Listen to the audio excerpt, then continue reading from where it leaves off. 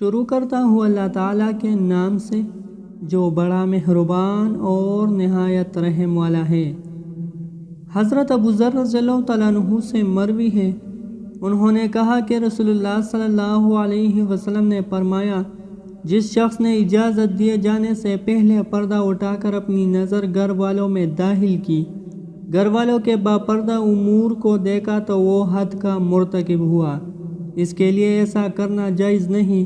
اگر اس نے اپنی نظر گھر میں ڈالی اور کسی شخص نے سامنے آ کر اس کی آنکھ پھوڑ دی تو میں اس پر کوئی غیب نہیں لگاتا، اس پر کوئی سزا نہیں۔ اور اگر آدمی ایسے دروازے کے پاس سے گزرا جس پر پردہ نہیں لٹکا ہوا اور اس نے گھر میں نظر ڈالی تو اس پر کوئی گناہ نہیں، غلطی گھر والوں کی ہے۔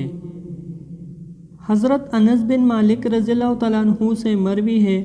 انہوں نے کہا کہ رسول اللہ صلی اللہ علیہ وسلم نے فرمایا،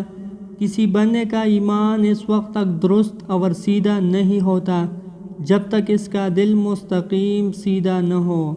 اور اس کا دل اس وقت تک مستقیم نہیں ہوتا جب تک اس کی زبان مستقیم نہ ہو،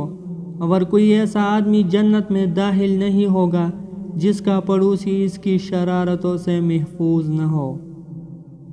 دوستو، اللہ تعالی ہم سب کو ان حدیث مبارکہ پر عمل کرنے اور اپنی زندگیوں کو سنوارنے کی توفیق دے۔